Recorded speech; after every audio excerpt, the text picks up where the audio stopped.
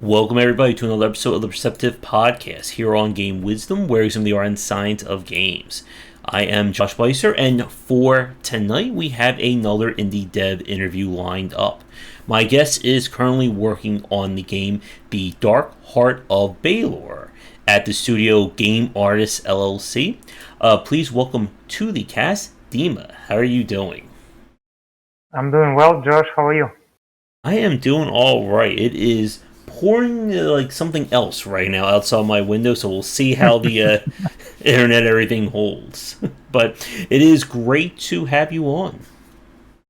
Yeah, likewise. I'm very excited to be on your program. So Hmm. let's get started. Yeah.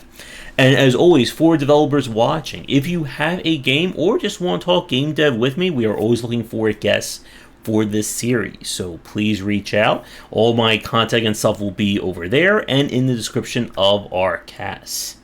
But it is great to have you on. So as always, whenever I have new guests on, I always like to ask for my first question. Could you talk a little bit about who you are, kind of what your background is, and what is the Dark Heart of Balor?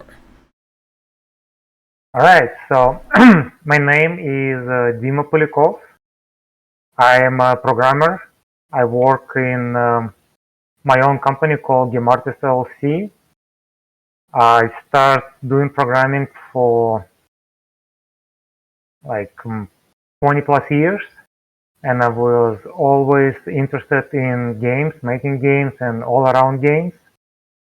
And I did release several games for cell phones, and the Dark Heart of Balor would be my first PC game that I will release on Steam. All right. How long have you been working in the industry for? Uh, like in the gaming industry, I start working more like full time in like starting from 2016. Yeah, I I joined another company. Um, Actually, it's my friend's company to work on game called the Soul Keeper VR, and that gave me like enough knowledge in like Unreal Engine and and everything around it. So after we release that game, I start working kind of like on my own games. There you All go. And this is how I came up with the Dark Heart of Baylor. right. And for the people watching or listening to us right now, what is the Dark Heart of Balor about? The Dark Heart of Baylor is a 3D side scroller in like dark fantasy world where you have to like go through like level to level and slaying the monsters until you go to the main demon called Baylor. And Baylor is kind of the guy to beat. And for the people listening to us right now, so this is going to be kind of like 2D action. Is it more on the Metroidvania side, or like more like Souls-like, or something along those lines? Say it is pretty close to Castlevania, right? Like I would say like similar genre, Mm-hmm. right? And but we do have a little bit more like if you would like think about let's say like game of Diablo, Mm-hmm. right? Where you have like magic life, you have some spells, right? And this is how we kind of like try to combine those ideas together, and we came up with the game. But I would say it is very close to Castlevania type. Okay. What attracted you to making Baylor as kind of like your next project? Um, well, it was there were actually like a lot of ideas what would be my next project.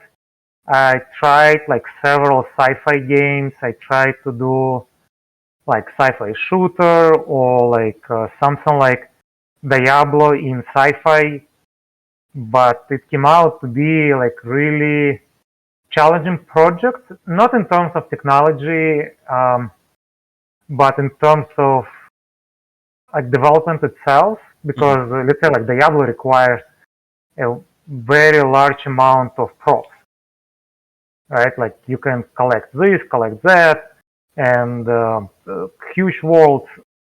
So I did few prototypes and it kind of everything worked, but I realized that all of those were a little bit too complicated for a very small team to tackle in kind of like I wouldn't say like short period of time, but in like something manageable period of time, because that I would say it would be like more project for bigger teams. And then I was thinking, what can I do to make it something that I can like actually like complete, like accomplish, like finish the game, right, in a feasible time frame. And so I was thinking that something like side scroller seems to be really nice. And back then I was really hooked up to another side scroller that I played. This game was released by Epic, and I forgot its name. So anyway, it was like sci-fi-ish game in 3D, like 3D, but it was a side scroller. So I like played it a lot, and I was thinking, hey, I can do something like that. So I did little prototype. I kind of liked it. Seems to be like alright, and this is how the whole thing started. And I guess with like action-based design, is this kind of your first time like working in the genre? Or have you worked on like similar or smaller projects? This type would be probably my first one. Yeah, like in this particular genre, that would be the first one, yeah. All right. And I guess like with like action-based gameplay, it is a very tricky genre in terms of getting that feel right. How long have you been actually like working on the Dark Heart of Balor for? We started development in 2019, and like we went through like several iterations on the game, because I had like challenge to get the right people to do kind of like to work on design, to help me out with the story, and to do modeling, like all those things. And at the beginning, we didn't even really much thought about like enemies, like the right feel, but we were more concentrated on locomotion, how the world will look like, and what would be the story. So we tried to assemble it all together, and we went through like several iterations before we settled down to what it is right now. Yeah. Yeah, and with kind of the design of the game, I was looking at the store page for it. So, as you said earlier, you're definitely leaning towards like the Castlevania, Metroidvania side of things. And with the store page, I noticed that it is going in. You are planning to do this in early access. Is that right? Yeah, this is correct. Okay. Yeah, early access, because the game will consist of two parts, like Act 1 and Act 2. And we currently completed Act 1, and this is what will be released as early access. So we try to polish it like as much as we can, and so this is what goes to early access. And we're planning, obviously, like to release Act 2 somewhere maybe like a year from now. and there you go. So Act 2, that would be like complete game. And as we release it, that will allow us to release it on consoles, because on consoles it's not possible really to do like early access. It's kind of like as a full game or nothing. So yeah, but since like first part is done and we really want people like to try it, to give us feedback, to give us like maybe some like ideas, directions for the second part, which kind of we already have, but it's always good to get that feedback. And like going to early access will probably like shape the game even better. Now, I'm looking at the store page and I see that it looks like the UI is set up for keyboard and mouse. Will it also be gamepad compatible or just with the keyboard? Oh no, it is keyboard, mouse, and gamepad. We tested it. It's the whole game can be played with just gamepad. You don't need no keyboard, no mouse, nothing. We made it all work for controllers, because like if you go to like Xbox, PlayStation, like all these consoles, you have to have it. So we spent some time to make sure that absolutely everything works with controllers.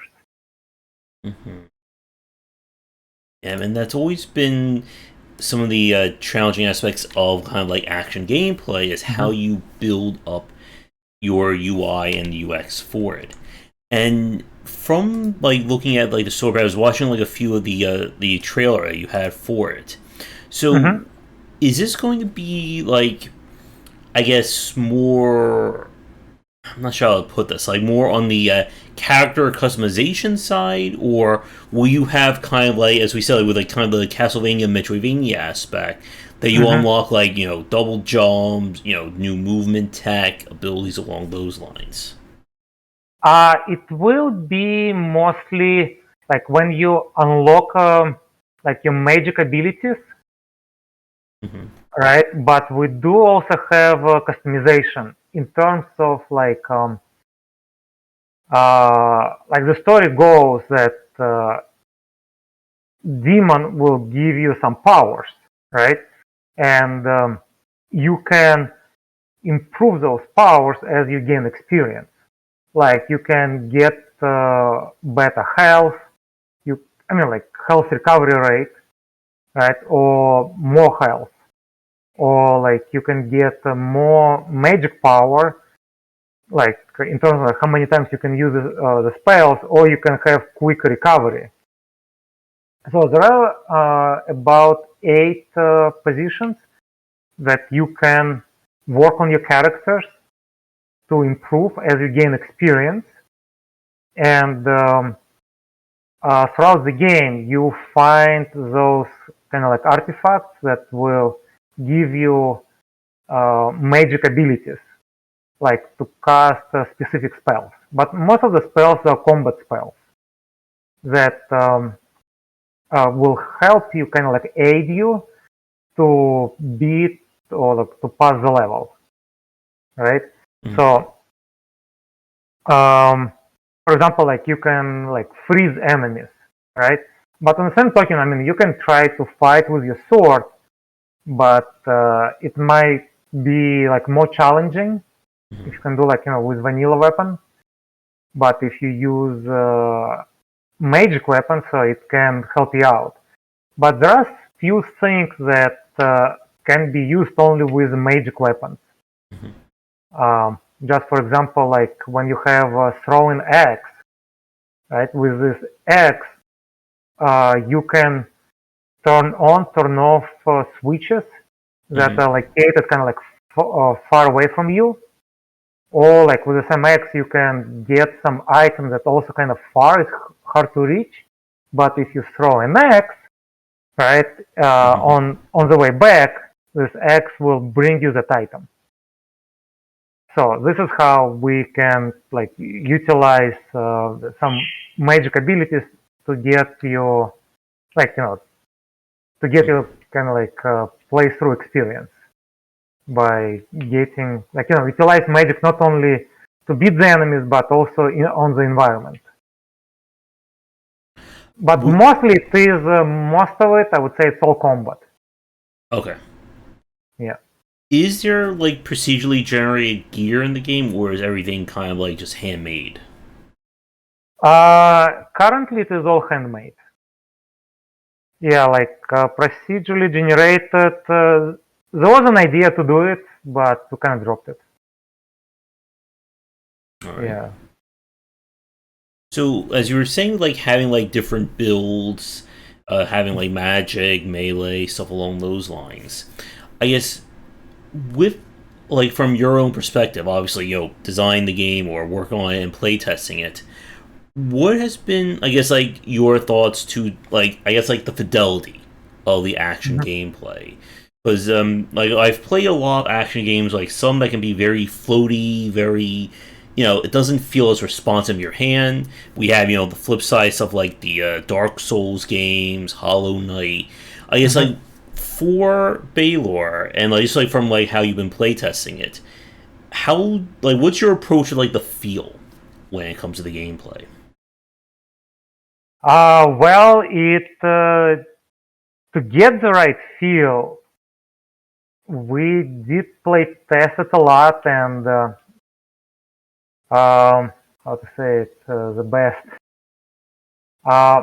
It is for us. It was all about how fluent it is, right? So we did spend a lot of time and like a lot of iterations, like among all of us, to get that right feel where you can do things like on a fluent basis, where kind of like nothing is like stopping you if you, for example, like if you try to do some action, right, while you are like about to finish the previous action first, right? We noticed in some games, let's say those actions will be like your next action will be cancelled because you haven't finished it. But like we like try to introduce some type of like buffering of actions that you want to execute. Just like simple example, like if you like about to jump, for example, on locomotion, right? If you're about to jump from a cliff, so if you're already kind of like falling, you cannot jump anymore, right? But we allow if we still allow to jump if you like kind of like just start jumping but not far yet. So that allows to have like this kind of like those margin of errors from players. So, and that feels like very like smooth. Like locomotion becomes like much smoother. The same happens with fights. When you fight and you have combo, right? And you can like stack up those actions as long as you can like press your action buttons close enough to the point where like close to the cutoff, right? And we extended that period of time a little bit. So like that, like when you fight, you press buttons, you feel like it is like all responsive. But if you press, let's say, shield will cancel everything and you will deploy your shield. So like that, like you feel like your character, like fights as you want to fight, it walks as you want to walk, and if anything happens, you can immediately like protect yourself by deploying a shield. So it all took, honestly, like a lot of like trials and errors to make that feel right.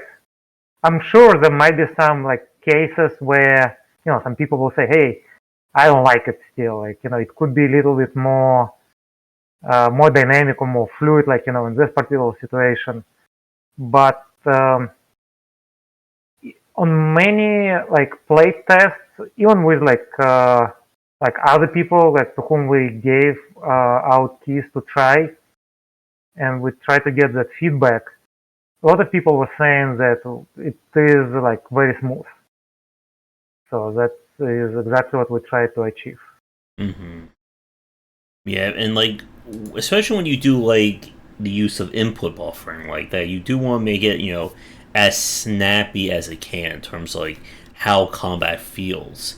Because if you have the animations be like too long, or you don't do enough in terms of canceling, you have that cases where you hit the button and you're trying to get out of the way of something while the animation's still being done. It doesn't happen. Then you're doing a completely different command, and of course, wherever you're fighting, then decides to just like smack you really hard while you're in like three different. Figure out which animation you want the game to do. Yeah, it did. We did notice it before when we didn't have input buffer.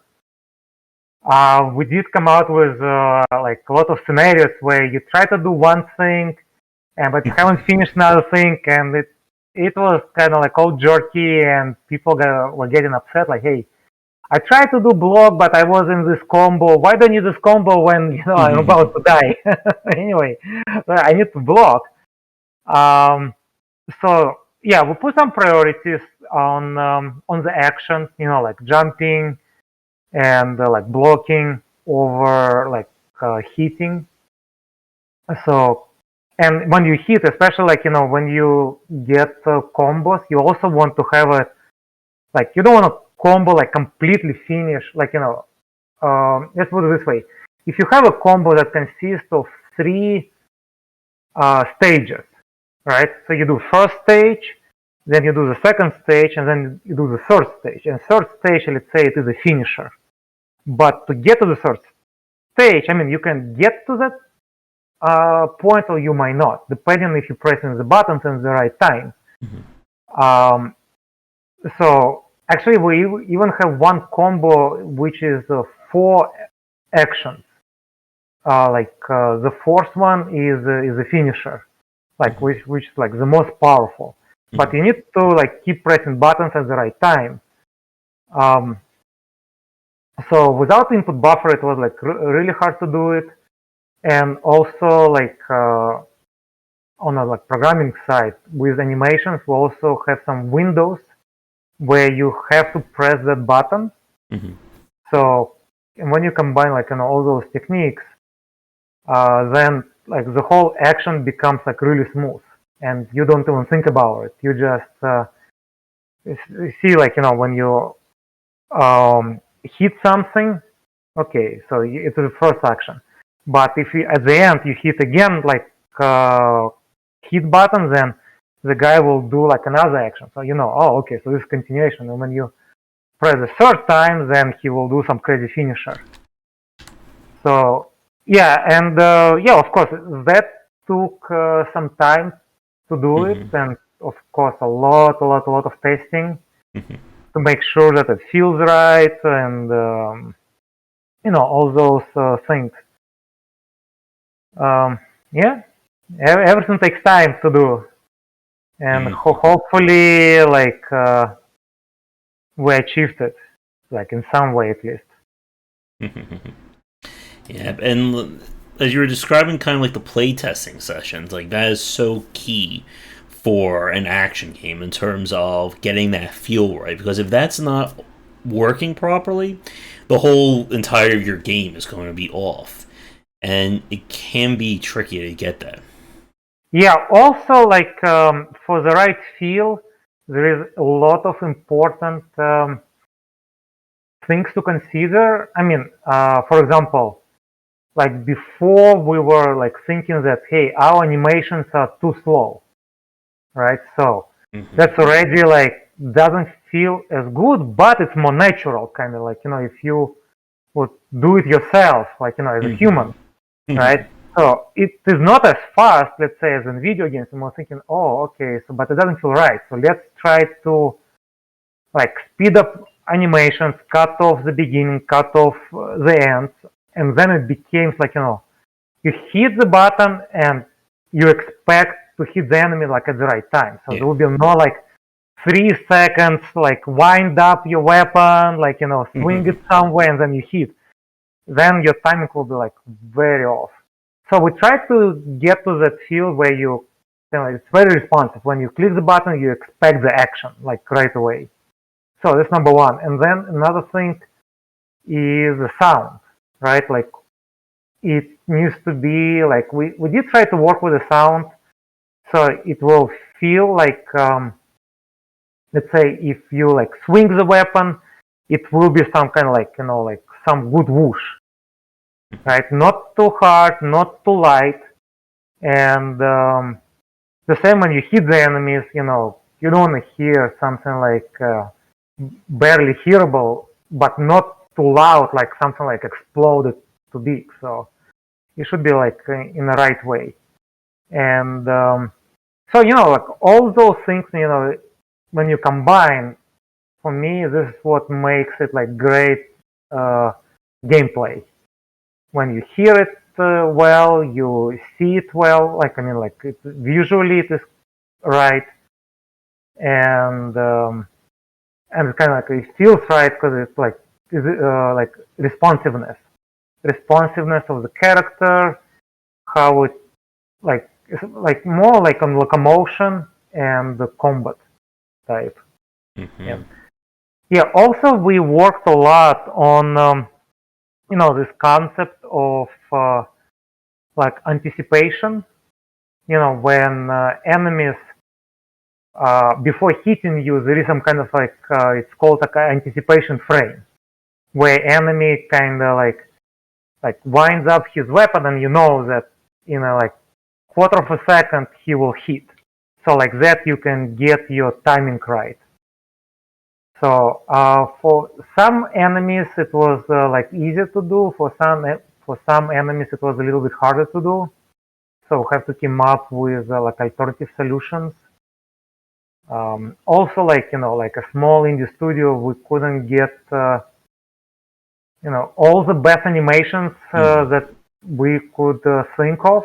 So like something we have to like improvise to make it like more or less believable, kinda. So there were like a lot of thinking how we can squeeze like from what we have to get what we want. So yeah, this is how we kind of like worked on the game. Yeah, and what you were saying in terms of getting the animation feel right is very important. Oh, excuse me. That if you want to make it like super realistic or super fast, Devil May Cry ish, you really need to kind of, I guess, give the proper weight to like how the animation works, to how the person hits the input. Like this is one of the things that we saw with kind of the rise of Souls likes, as my voice is dying. There we go. That with the Souls likes, they go for very slow, very methodical combat, and it works because the enemies kind of respond in kind. If you try to make it that the player is very slow, but every enemy can either has super armor or they just go like 5 times faster than the player, then it will let you feel that mismatch. And it's very hard, I think, to kind of get everything synchronized from an action perspective. Yeah, Josh, you're totally right with that. Of course, like during development, we obviously we noticed it, and we need to synchronize animations between NPCs and yourself, kind of, and your own character. In general, like we didn't want to have like too slow, because that will break the feel of like fast-paced action. But we didn't want it too fast, because then it would be like like a human machine, like it would be like feel like really weird. So we try to come up with some medium that it still looks good on the screen, but it's not slow. Because like our initial prototype was like full-blown animation from start to finish, and it looked great, but it was slow. Like when you see enemies and they're like pouring at you, the only thing you want is just like hit, magic hit. You just want some action. You don't want to see your sword like going like slow. And This game is heavily inspired by Diablo, 'cause, I'm like really like huge fan of Diablo. And in Diablo, like, sometimes when you're like surrounded with a lot of enemies, you like hit. So, and this is exactly what we try to achieve. So it kind of still looks good, but it is not slow. You still want to have like, like fast-paced action. Yeah. So this is was our goal. Yeah, and communicating that to the player is also very important. That you want the player to kind of understand very quickly what kind of, I guess, pace the combat Mhm. is going to be. Like, if you're pitching the game as, super fast, 20, 30, 40, 50 hit combos, and then the game just feels completely opposite, the player's going to be very annoyed. But then, of course, you need to make sure, of course, that if you're pitching this as more of a slow pace, more of a methodical side, that the player knows that it's more about proper button pushing or timing as opposed to just mashing square or mashing left click and hoping everything dies before they hit you. Yeah, we did try to address that issue with uh, kind of like a lot of playthroughs and see like how quick you can beat the enemy, how long it takes to get from kind of from start to finish. So it's not like too annoying to like spend too much time on some kind of like rats. You don't want to like rats to be like showstopper. So with rats you want to just like hack and slash. But like for like bigger enemies, you want still kind of like fast action. But let's say like we have enemies that have like hit points were like very sensitive to enemy. Just for example, like if you hit in the head, that will like significantly like damage NPC if, comparing to if you just hit to the body. Also, like we have this idea that also like depending, like if you hit NPC from like at front, then you will have less damage than if you hit NPC from back. Right, so we also like get that going. But of course, like if you want to go to the back, then you want to execute it quick. Right, there is no time to wind up your weapon because enemy will just turn, right, and then the whole thing kind of like will be wasted. So you need to like quickly dash and execute attack. So there is no time for like small, like like slow action. Yeah, but you don't want to be too fast either, because too fast. If you do it too fast, then we notice that animation-wise, it doesn't look right. It's like too fast. You can cut animations, but then animations will be too slow. So it's like it's also like quite hard to achieve too quick. I mean, it's like visuals will suffer from it. It will not be looking as cool. So yeah, we did try to address this issue because some people like will play test, they liked a little bit faster, some people wanted a little bit slower. So we tried to get something in the middle, but but that everything came out with like hundreds and hundreds of iterations and like playthroughs to see like how we can hit that point. Yeah, and like another thing about like getting the animation right, especially in a 2D game versus a 3D one, is when you're dealing with defense. Like there are some games where they may not render every animation, so it's kind of like it goes from wind up to hit immediately, which makes it very hard to kind of like you do any kind of blocking or counterplay to really get those tells right. While some games will just animate and render the entire swing of the character's arm. And it's tough because obviously, the more animations you have, it becomes a lot harder to get everything balanced. But with Baylor, I guess with like from the defensive side, I guess how far are you going in that respect? In terms of is it going to be block base, dodge base, a combination of the two? Okay, here you point out something before we go to blocking. I just want to point out when you do attacks first, right? Mm-hmm. There is this technique called how it's called, like hit stop, right? Where Mm-hmm. character hits, right, and right at the point of hitting, you kind of like freeze world for like quarter of a second to kind of emphasize the hit. So we tried to do it, but honestly, I didn't like it much because for me it was breaking the flow. Because I didn't want a world to like constantly like breaking by kind of like stopping.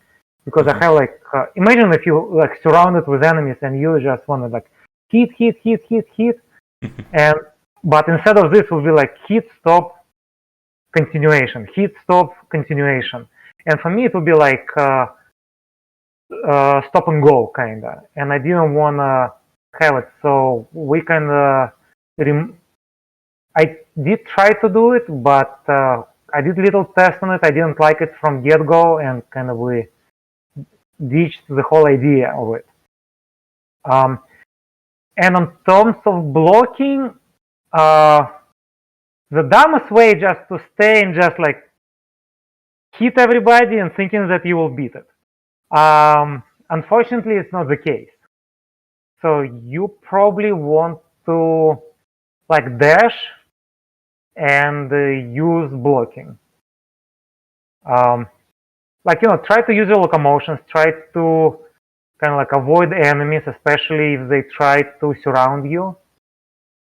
Like, go from left and right, since it's a scroller, this is how to go. But actually, in the game, the enemies are free in terms of they can even come from the sides. But as they come closer to you, they will get still more closer to the left or to the right. So you still will probably need to like move, try to jump away or like dash, use some blocking, and also like blocking can be used not only to block the attack, right, Mm-hmm. but also to kind of like reflect projectiles. Just for example, like if like enemy uses bow and arrow and they shoot at you, right? Mm-hmm. So if you press blocking at the right time, then arrow will be reflected back Mm-hmm. to where it came from, and hopefully it will injure NPCs. So then the combat becomes like really cool, where let's say like on top you have like bunch of archers, and at the bottom you have swordmen, and like swordman tries to attack you, and archers are shooting at you, so you can like address the problem of archers being up. If you don't want to kind of like jump like through the platforms to get to that point, you can just like at the right time like block, and arrows will be reflected back to those NPCs and kind of like injure them or kind of like kill them. So like all of this is just to improve combat, to make it like more strategic and get it like more varieties. But of course, like potentially you can make your build, like you can get your character, try to get your character with a lot of like health and like health potions, and kind of like buff your character, and then just stay and try to kill everyone. But that will cost you. I mean, that will cost you basically all your arsenal of health potions. That's for sure. One thing I want to ask you about regarding like using dodge. Are you able to dodge through like enemy models, or when you're trying to dodge, you get like stuck by the enemy model? Because that's something that we see differently in certain action games. Yeah, you can dash through the enemies. I mean, you cannot dash through geometry, like Mm-hmm. through the rocks or whatever it is, like doors, gates, those you cannot dash. But through enemies, you can. Um, I can also tell you that, let's say, jumping. Oh, jumping was like a big problem for us. Like a like recent, like probably like up to like a month ago or so. Um, Initial idea was when you jump and you land on enemy, you will bounce from enemy, right? So you cannot uh, stay on top of the enemy. So idea was that if you land on the head, you should bounce back, Mm-hmm. right? And a lot of games work like that. Of course, we played like a lot of side scrollers to get the ideas, to get like ideas on the locomotion, how they do it. Mm-hmm. And we found out that actually a lot of games doing it, but that produced this effect that kind of was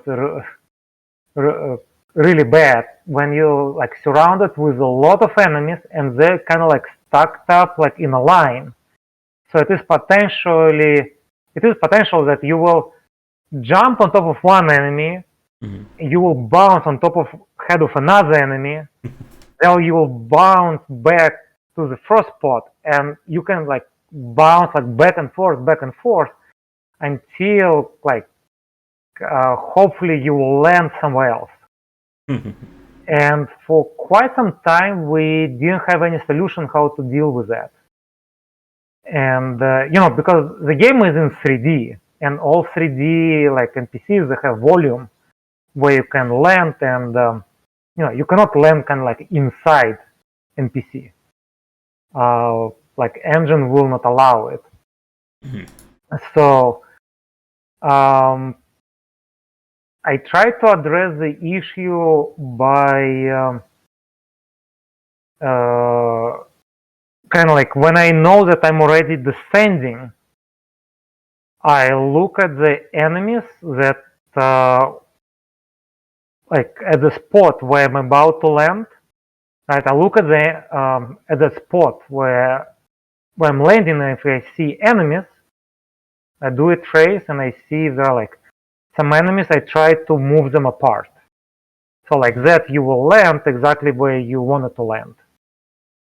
And also, when you jump, right? Like our like initial also problem was like if you are surrounded with enemies and you just want to jump away, right? They're just like surrounded you. You cannot move, right? They're like right next to you, and they're attacking you. Like, what your first reaction is like, I want to jump away. Mm-hmm. And before, like it was a problem when you like bouncing, right? So if you try to jump, inevitably you will hit NPC, and computer will say, hey, you need to bounce. So by bouncing, you will bounce to another enemy, and then probably you will probably land exactly where you started. So it's kind of like you will not really jump. Okay. And especially if you not jump up, because like in a battle you want to jump usually to the left or to the right. It's very rarely you just want to jump up. So I'm talking about if you want to jump sideways. And so with bouncing, that was a real problem. So just like actually recently, like about a month ago, I addressed that issue, and now, like when we jump, we actually disable collision on the enemy, so you will still be able to jump. Okay. And then when you land, right, all these enemies, they will be like pushed away a little bit, so you will have space to land. and that allowed actually to do even more enemies attacking you. So like you can have like a horde of like rats or like some type of like like cannon fodder, enemies that you just like hack and slash, and they just like come like bunch of like 10, 15 of them, like they can like surround you, and you can like jump away, you can like beat them. So it becomes the whole like experience becomes like much more fluent, if you will, like like more more responsive. You feel that you're not bounded by like anything really. So locomotion is more like very smooth, like when you are in combat. But it doesn't work for every enemies. Just for example, if you have like a huge boss, like when you land, I mean like boss will not move. I mean like how can you imagine to move like a big like giant demon, right? It's like impossible, and you're like much smaller character. So the bouncing logic is still there, but we left it for like much bigger enemies where like moving them doesn't make any sense. But for smaller enemies, like for skeletons, for like for like regular NPCs, then you can move them around. Like internal logic will move them around. But big NPCs, they will stay in place and you will bounce from them. Yeah. But when you bounce, you also actually you get damage. Nothing is free, so you have to like really think about it. Do you like really wanna like land on this guy because you will get the damage? Because we're not allowing like this freebie kind of like jump on enemy and bounce and you don't get anything. No, you will get damage. I guess one question I didn't ask, I'm curious about with the game, in terms of the difficulty, I guess what kind of audience are you aiming for? I guess in terms of casual, core, or hardcore action game fans. Very good question. We tried to make gameplay for like different audience. Let's say I tried on my kids. I have kids like age of 8 and 11, and like they played, and of course we tried like full grown-ups to play the game, and like with all like skill level. So in terms of difficulty, it's not like very easy. I would say it's not like too easy. Oh, I would say like it's not easy actually. You will, if you're too easy, it wouldn't be interesting for other people. So it is, I would say, more on the harder side than on the easy side.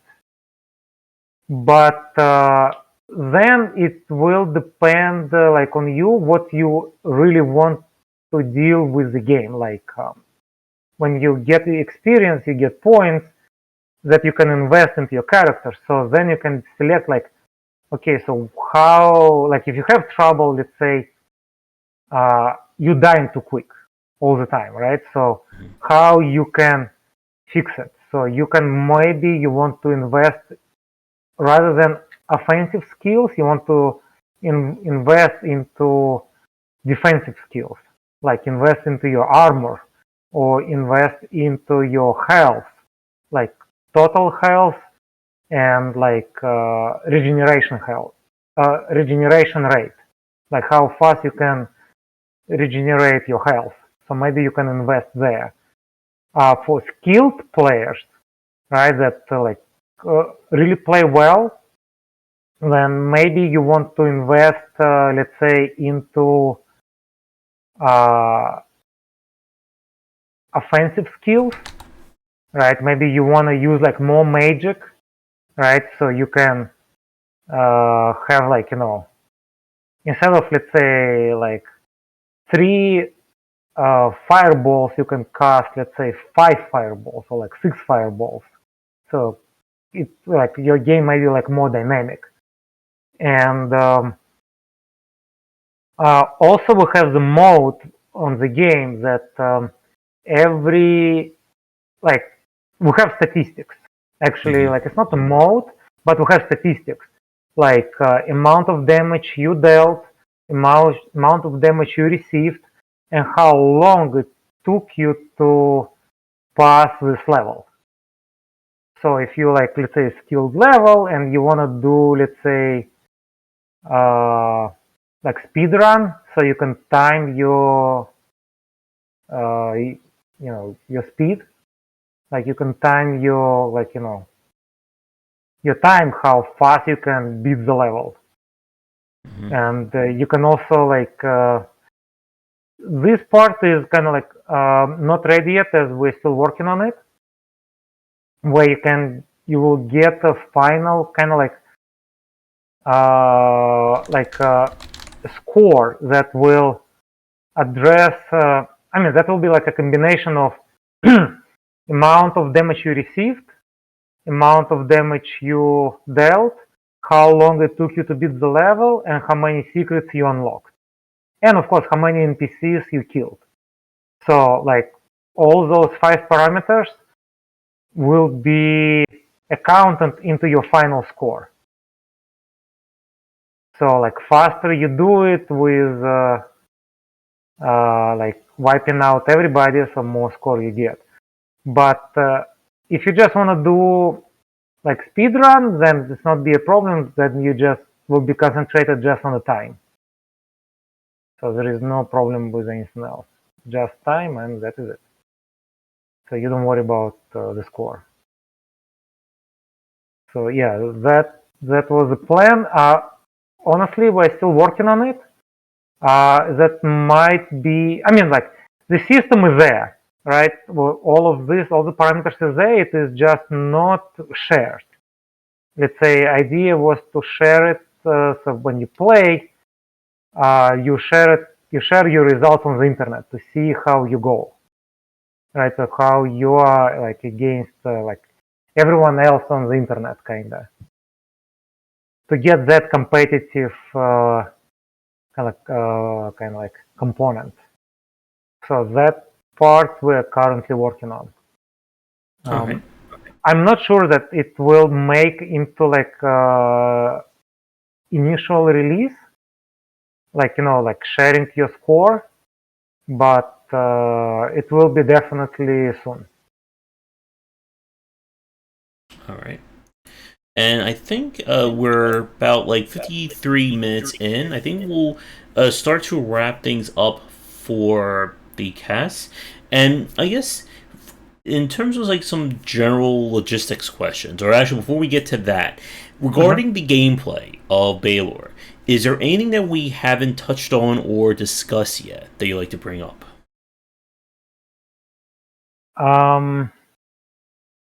Actually, we covered most of it. I'm sure that a lot of things will come up after after the interview, so I will gladly, like, answer like after it. There were like some maybe like design issues we try to tackle that like affected locomotion. That might be the one that I could think of right at this point. All right. So, for people listening to us right now, when, or do you have an estimated idea for when Baylor will be available on early access? Yes, it will be. We're targeting currently July, like somewhere in July. Steam will have a Steam Fest event where the game will be available as a demo. We will unlock first couple levels where people can try and see, like, if they like it, and like hopefully get excited to see continuation. And after Steam Fest event, somewhere like in a few weeks from end of it, we will release the game, like release like Act 1. Right. And I guess with, as you said earlier, that you are planning on, besides being on PC, that you are looking to get this on consoles too, correct? Yes. Yeah, that was original idea to release it for PC, for Mac, Linux, and consoles. We haven't like really worked like directly on the console per se, right? But all our code and optimization techniques that we did, like like performance-wise, we try to address all those like potential issues, like with performance and all all navigation in the menus and and on the game to be workable on controllers. And speaking of which, actually, we did have more functionality on controllers, and like few months ago, we actually trimmed it because we realized that maybe we are like overcomplicating things. Like introducing like so many things on controllers, and there are like so many combinations that honestly I was kind of like getting lost sometimes. I need to take a look like how do I do that? So we did like complete review of it to simplify it. So now it is like more, I would say, more logically like and intuitively, like how to say it, like correct or convenient. So it is exactly where you would expect, like without like much thinking how to do this or that. And we try to reduce also amount of combinations, like with the keys on controllers, how you can do like combination, because main challenge to do is our action bar. Action bar, where we store our spells. But honestly, we had even more than that. We had the whole inventory system, but it was a little bit of hard to manipulate with controllers.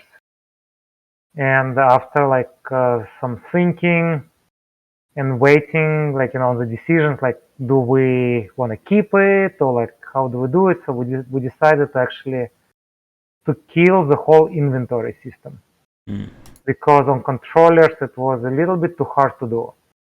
And I mean, it was like very inconvenient, I would say.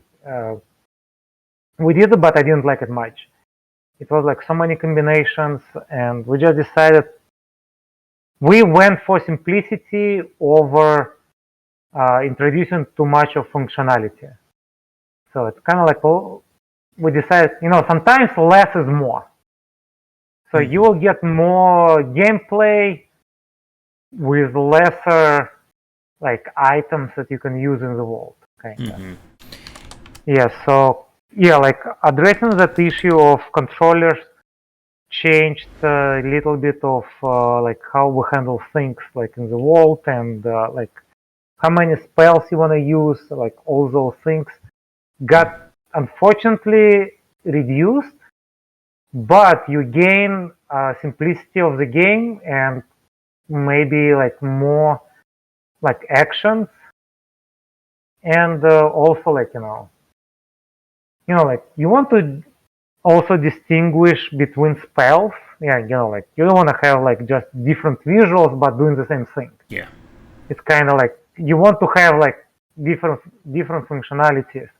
And I mean, like as for us, like it narrowed the scope of amount of spells we want to think of.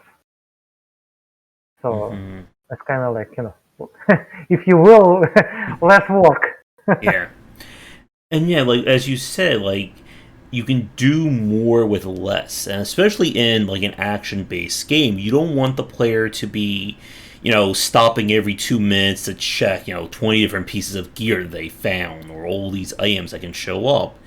Because it Mm-hmm. not only does it break the flow of the game, but it also kind of distracts or detracts from the general moment-to-moment gameplay. Because I've played my fair share of action RPGs where I kill an enemy, 30 different swords drop. So after Mm-hmm. every 2 minutes, I have to stop for 3 minutes to figure out, okay, what swords do I want to keep because my inventory is filling up, and now I don't know what is Yeah, what. yeah, yeah, exactly.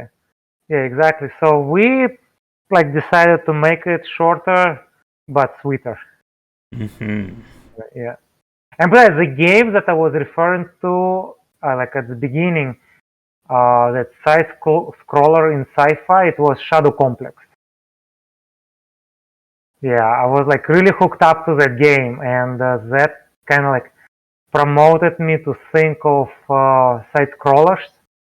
And like, hey, I really like that game, and why don't I make something like Diabolish, like inside scrollers? So like actually like several people told me like, is it like Diablo in 2D kind of like side scroller Diablo? I'm like, yeah, somewhat similar. So because it had like somewhat similar look. You have your character, you have like those orbs, you have like central panel. So it was like heavily inspired by Diablo. Hmm. Yeah, it's interesting you brought up Shadow Complex because that is not a game that I've heard from a very long time. Oh, really? I enjoyed it though, as like Yeah. kind of like military Metroidvania. Yeah, I was actually like passed it like several times. I Mhm. really liked it. I really liked it. Yeah. Okay. So I think with that, I think we can start to wrap things up. And again, for people listening to us right now, we are recording this right at the end of May. So I have not had a chance to check out Baylor. But you say that you are planning on releasing a demo for the next Fest, I guess, or Steam Festival. Yeah, Team Fest is scheduled in June. Hmm.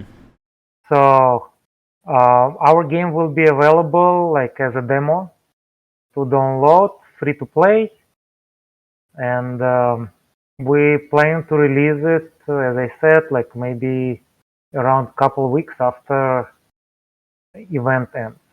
Hmm. And just to clarify, how long are you planning early access for? Can you repeat this?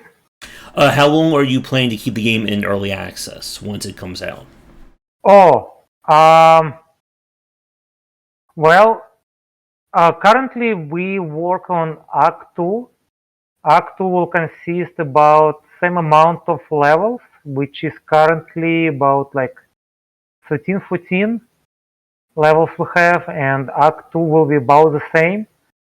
But like each level has different length of it. So like in terms of gameplay hours, each I mean depends like of your skill, like but Hmm. we like targeting around like about like three, like if like for average player, right? Each act will be about maybe like 3-4 hours. But let me tell you, let's say like my daughters tried, and it took them about 5-6 hours Okay. to complete Act One. For me, because I'm the developer and I do it quick, I know where everything is, and I played like each level like a zillion times. It will take me around maybe like hour and a half, like on kind of like on a speed run to go like through all the levels, but that will imply like no exploration whatsoever, just like speed run. Just like go through all the enemies, very quick without much even hitting them. Just go from start to finish, like as fast as possible. Yeah, that will take me about like hour and a half, something like that. Act 2, we're planning to be around the same, and we made about like 3 levels of it already. Mm-hmm. But I mean, they're not like fully ready, but we put already design on it, like some enemies here and there. Mm-hmm. Of course, it will require a lot of tweaking. There is not much of logic on the level itself. Besides the enemies, we try to introduce some type of logic on the level. You have to do something in order to do something, that something else will become like unlocked in the level. So this kind of like level logic. So level logic is not there yet. Okay. So this is kind of like in development. But we do have sketches for the rest of the levels. I would say like for majority of it, not for like every single one, because the way how we work, we get like like overall picture, and as we start working on it, we kind of like narrow it down, and like more ideas come out, and we kind of like try to like or expand what we narrowed down, right? Like we get like this like little piece of like the whole map, and we say like, okay, so now let's make this piece like really cool, and how long it will take to go from start to finish. And because you don't want to do it too quick, because that will be like not interesting, but you don't want to also too long, because it will take like forever, because you can save only at the end of the level. So you don't want to spend like 30 minutes and die at the very last enemy right at the exit. I mean, that would be like really, really sucks. Even though we have like save points, but they're like intermediate. So they like, if you quit game, you have to restart the level. So we don't want to do it like too big, not too small.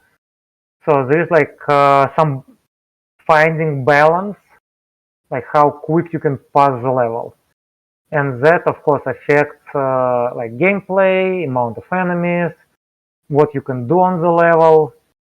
So there are some kind of like design challenges, what you can or what you cannot do, or like how much of things you can do. So everything get into effect. So we planning, like maybe as I said, as I mentioned before, it will take maybe around a year to make it, like to the end of it.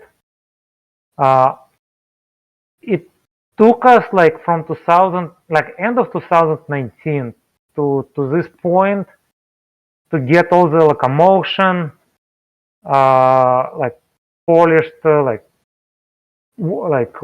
fully working, to get most of the templates, most of like code base that is needed, and like NPCs, like all those things. Kind of like do all the heavy lifting. So most of what is left, kind of like to get to the end point of it, is just design of the levels. Design of the levels, make it like Act 2, like really cool, really like memorable, because this is where you kind of supposedly should meet Baylor. Mm-hmm. That would be like really cool. And I guess just to clarify, then, in terms of the actual, I guess, like flow of the game, so is it going to be like level by level base, or is it more like open world? I guess just to clarify. It would be level by level. Okay. So you go from level by level, and you don't go back. We used to have it where you can go back, but that introduced, additional challenges, of keeping like what you already collected, like, how many enemies you killed, like, keeping the scores. So in order to simplify things, we just disabled allowing to go back. So once you pass the level, you pass the level. So you can like always move forward. All right. I think with that, and that's just about the questions that I have. I'll definitely be looking forward to checking out the demo in June when you guys have it up. Mm-hmm. So I think with that, other than just like it's like general wrap up questions, for people who want to know more about the game, do you have any social media, any like to plug? Yeah, we have our Discord channel. We have our Facebook, Instagram, Twitter. Like everything is game artist. So like twitter.com/gameartist, instagram.com/gameartist. All information of like all this like outlets available in our webpage, which is www.gameartist.com. Okay. And for people listening slash watching to us, there'll be links to all the social media stuff down in the description. So I guess my final question for you tonight, Dima, is do you have anything you'd like to say to fans or anything to end the cast on? People, play games. Play games. Whoever is interested making games, I can say like keep doing that. Keep pushing. I know that it is hard to finish the game. A lot of people like start the game, they cannot finish it.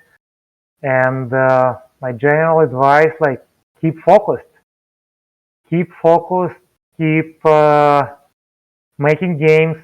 Try to narrow your scope because we went through many things, many iterations, and kind of like by my experience, I say like narrow your scope. Narrow your scope, something that as indie developer you can do. Yeah, All that right. would be my general advice, and keep playing games because you cannot make games without playing games. There you go. All right. Well, I think that is a good point to end on. So, again, Dima, I'd like to thank you for agreeing to come on, and definitely best of luck with the game. Thank you so much. Thank you so very much, Josh. I'm really happy for this interview, for this invitation. Very excited. Thank you so much, guys. All right. And for those of you watching, be sure to check out the Dark Heart of Balor. Again, all the links and such will be in the description down below. So, thank you for tuning in. As always, do the liking, subscribing, commenting that YouTube demands of you. You'll find, again, my links to books, Discord, Twitter, all that up there, as well as down below. Be sure to look at my latest game design books. And again, if you are a developer working on an upcoming game and want to come on and talk about it, please get in touch. Again, all my contacts are open, so feel free to bug me whenever you would like.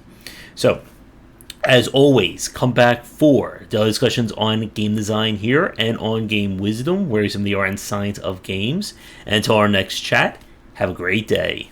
Take care.